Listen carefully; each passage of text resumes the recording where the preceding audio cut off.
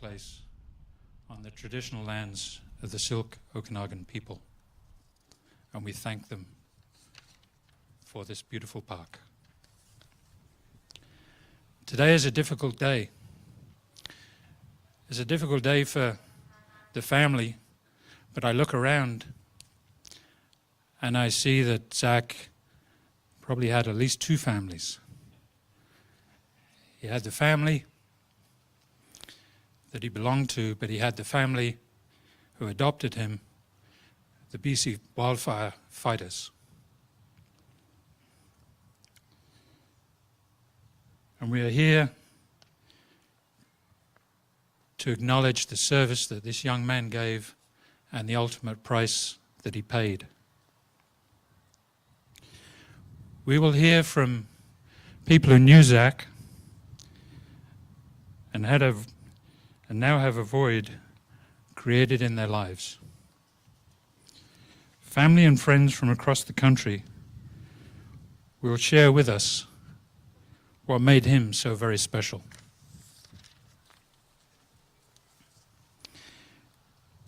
His kindness, spirit of service, and desire to make a difference. We will hear from his work colleagues about his commitment and dedication to improvement and wanting to help others. And as we stand here today, many of us never having had the honor of meeting Zak, but we will learn from the people who did know him as to his character. And we want to say a big thank you to him and to his family for sharing this moment with us. To say thank you for raising a son,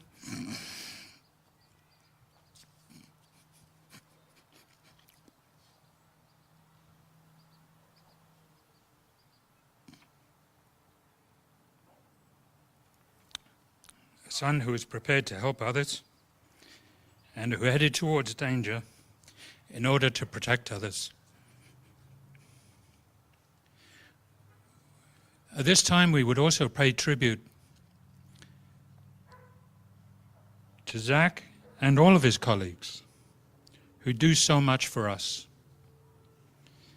It's a small way to recognize the contribution and sacrifice that Zak made, and all his colleagues put themselves in that position.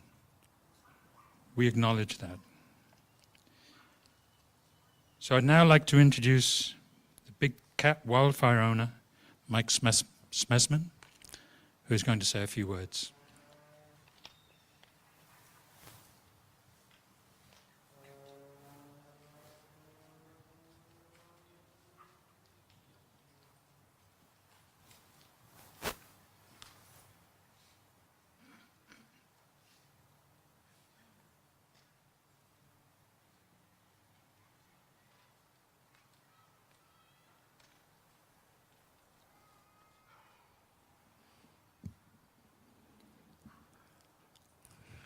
Hello, everybody. Good afternoon. I want to start by thanking everybody for their attendance. For those of you who don't know me, my name is Mike Smesman. I'm the owner-operator of Big Cat Wildfire. I'm also the crew leader of the Big Cat Bravo 303 crew. I'd like to start off by reading a poem that I actually wrote on July 30th, 2013, when I was a structural firefighter in Alberta. The title of the poem was Why. Some people ask me why. Why take that chance? For me, the answer is hard. It's not something most will understand. But if you could make a difference, why would you not stand up and be that man? Would you not try to help someone and save a life? What if that was your husband or your child or your wife? Would you not sacrifice your last breath to save them from a horrible fate? Or help ease a loss and make that more bearable to take? But for me, it's so much more. It goes beyond the flames and the roar. It's the brotherhood between us that keeps us strong. It gives us the strength and courage that we need to carry on. It's the time put in and the value of a job done right. It's the satisfaction that helps us to sleep through the night. So for all those hours spent training, the missed birthdays and holidays, they're all just a small sacrifice for that call we get today. It's the courage, honor, and tradition it takes to do this job, being willing to give your life to save the ones we love. So the question still remains, why? Why risk your life to that horrible fate? It's to protect our family, our property, and our homes. It's the chance we're all willing to take. The true question I ask is not why, but why not? Why would you not answer that call and be willing to sacrifice it all? As I read this when I was writing my speech, it reminded me a lot of Zak. Zak lived his life for this calling. As I spoke with his dad, Tim, yesterday, he told me about his many conversations with Zak. He spoke of how he was proud to be working on the Donnie Creek fire, of the relationships and the bond that he was building with his fellow firefighters, and that is where he wanted to be. He was doing what he loved. As a father myself, it's my dream that that's my goal for my son also. In the short time I've known Zak, I can tell you I've never met an individual that had so much passion for life. Zak loved the outdoors and nature, and he loved to play golf. Zak had a heart made of pure gold. He was always there to lend a hand, and the smile on his face could always electrify a room. He was one of the first ones up and ready for his shift in the morning, and he was the last to pack it in for a day. When I talked to Jay, his crew leader, he spoke highly of Zak, as well as the rest of the crew. They said they all worked great together. He said that we should keep an eye on Zak, as he felt he demonstrated the qualities it took to become a great crew leader one day. As a crew leader myself, when you meet a guy like Zak, you're beyond grateful to have someone like him stand beside you. You feel lucky to have someone capable of working well with others, someone to carry the load to make your job just that much easier, and someone who can bring a smile to your face when you're on the last hours of a long day. Zak will be greatly missed by all those who knew him. This world is a lesser place without him in it. There's a saying in firefighting that goes, "Firemen never die. They just burn forever in the hearts of the people they touch." Well, Zak's memory will live and burn forever in our hearts. Your last call has rung, my brother. Rest easy.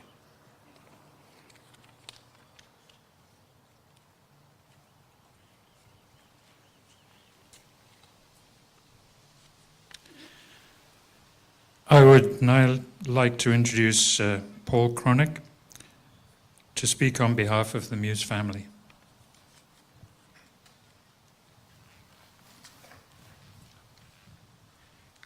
Excuse my eyes. There's an old saying about old people always say, I never got to write this shit down. Well, unfortunately, it's wrong. I had to write this stuff down. Good afternoon and welcome, and thank you for everyone for being here. My name is Paul Cronick. I was a member of the Ontario Provincial Police for 40 years, and I loved every moment of it, and I was glad to be out of it. I knew Zak. I know his parents, Tim and Sheila, and they have given me the honor to speak on their behalf. And I also would like to thank British Columbia and their firefighters and their hose haulers. And there's a joke that says the reason there's cops is because firemen need heroes too. So I had the pleasure of working with our local fire department and local people, and I would trust them with my life. And I was so proud to hear that Zak wanted to be a hose hauler. He's good at it. He was good at it. He will be good at it. And I know that both Tim and Sheila, his parents, are so proud of him for doing what he loved. Now, please allow me to introduce Zak's family members present today. Zach's brother Daryl, his wife Ashley, brother Tyler and Matt, his sister Allison and her husband Spencer, his sister Lindsay, Zach's Aunt Susan, his Aunt Jan, and her husband Paul, which is me. Zach's cousin Chris and Susie, and his best friend Emily and Brittany, his wife and his mom Sheila, and I, Tim, Zach's dad. On behalf of all of us, as well as Zach's family members that aren't able to be here today, welcome all of you to our family. We're honored to meet you. The words I'm going to say is from Tim, Zach's dad, and it's a conversation that Tim had with Zach. So these words are not mine. They're from Tim to his son, Zach. I am blessed to have such a wonderful family. I am lucky to have the best friend any man could ask for. I'm surrounded by loving neighbors and know the true meaning of community and the fellowship of first responders that have come here today and honor their fallen brothers. And on behalf of the Ontario Provincial Police, myself and my wife, Jan, who after 29 years on probation has finally consented to marry me.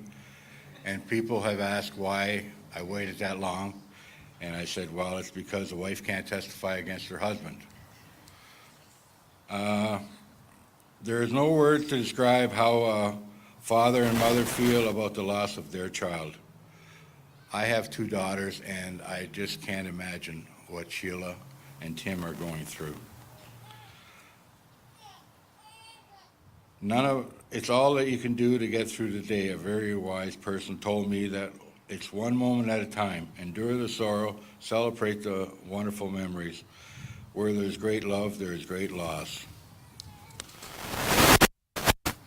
Unlike a politician, I'm just going to be trying to keep looking for a way forward, or at least try to take out a reverse. Many tears, hugs, phone calls, messages, and seeing life of your grandchildren is so comforting for a soul. They help you get through the endless moments of grief. This again is Tim talking to his son. I am so lucky to have a son that from the moment he arrived and the moment he departed, he was so full of life, enthusiastic, passionate, warm, understanding. I could go on literally all day. Zach was blessed with endless gifts, none more than his burning desire to live his dream to become a firefighter. I'm so glad he was able to realize that dream. I hope all of us are able to do that. It's a dream that comes with hard work, persistence, incredible patience, and the will to protect others in virtually every case, people that he has never met. He trained hard, turned that dream into a goal, and chased it with incredible focus. He became the most fit person I've ever known. And trust me, if you've never met him, he was built like a brick shithouse.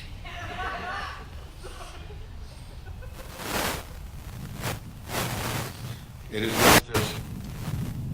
with strictest diet to go along with it Zach would eat. Growing up, his mother and I came close to putting his bed in the kitchen next to the fridge. When he got older and started working, his lunchbox was a large cooler full of food that he lugged into work every day. Now, Tim and Sheila probably didn't know, but Zach, often after he finished his packed lunch for the day, by the first break, he had to run to the Burger King for another meal at noon. To say Zach was a stickler for details when it comes to his health regimen would be a massive understatement. At this time, I would like to take the opportunity to apologize to everyone who may have inadvertently interfered with his strict regimen and in turn got scolded or lectured by Zach. It's my fault. He got all his enduring attributes from his mother and all of you, and his organizational stickler was stuff that was caused on my watch. All his hard work finally paid off on the day he got the news he would be deployed as a firefighter. He was so excited he could finally make a difference, and he was able to achieve his goal.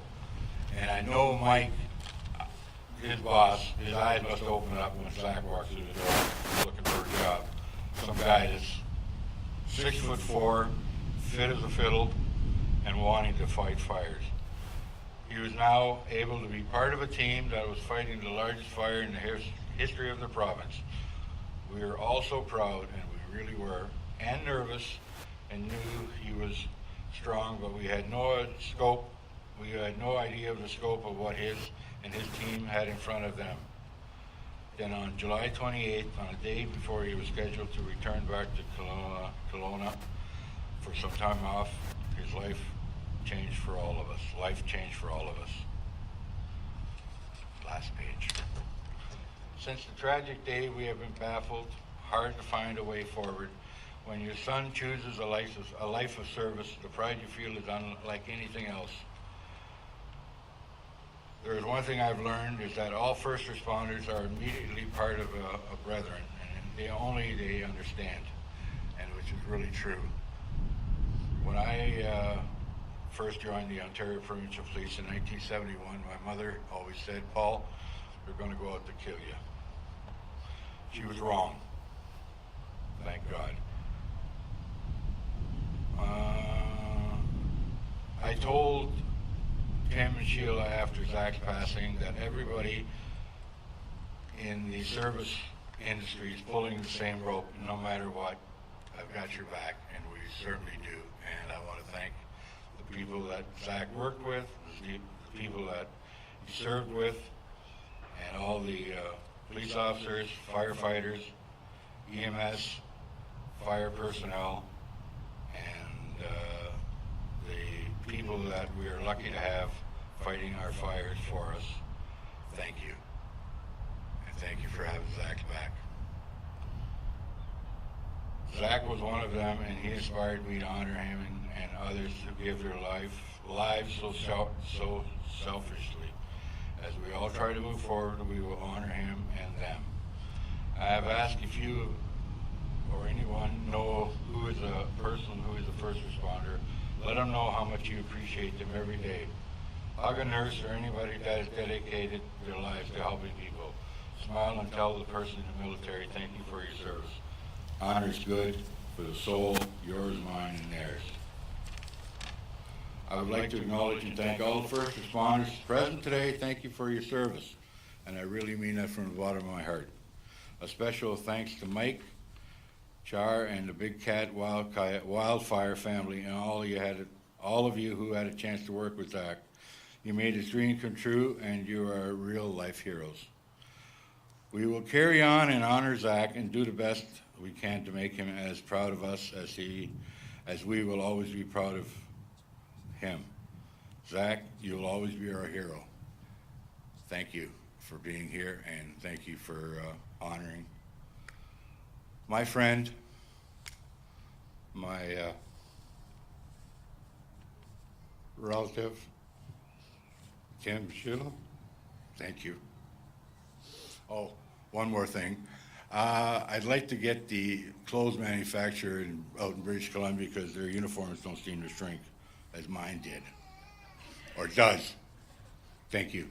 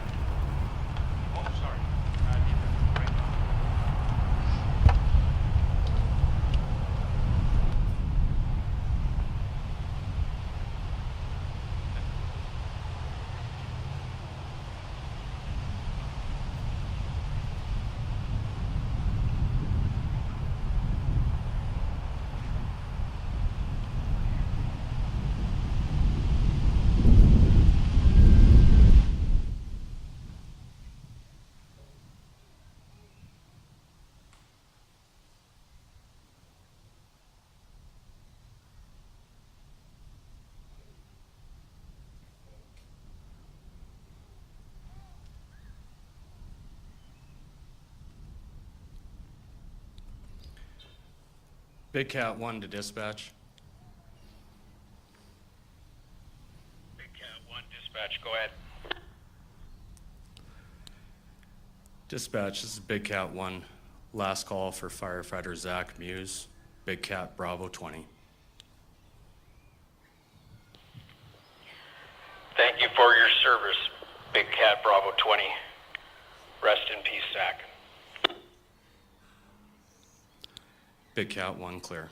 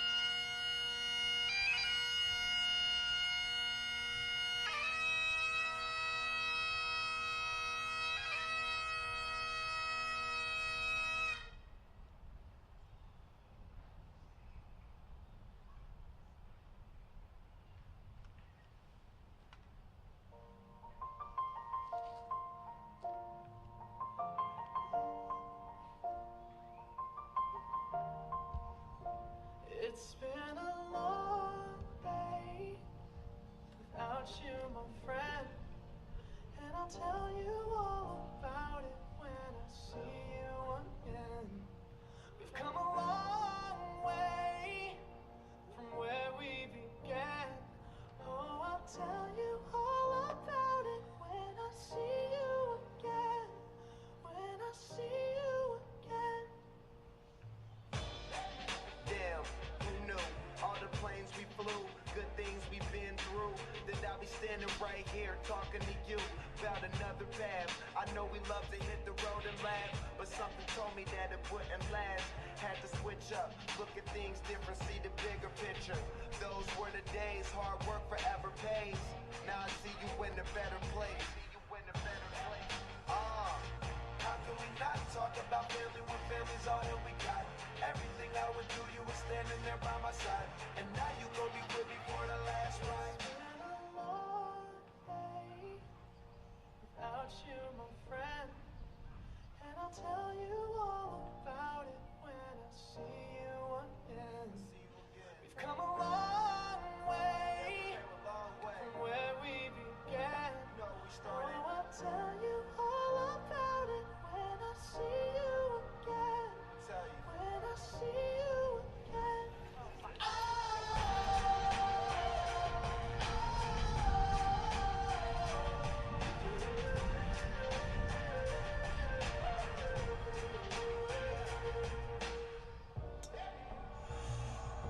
First you both go out your way and the vibe is feeling stronger. What's small turn to a friendship turn to a bond, and that bond will never be broken. The love will never get lost. And when brotherhood come first, then the line will never be crossed. Established it on our own when that line had to be drawn, and that line is what we reach. So remember me when I'm gone. How can we not talk about family when family's all that we got? Everything I would do, you were standing there by my side. And now you gon' be with me for the last ride. Let the light guide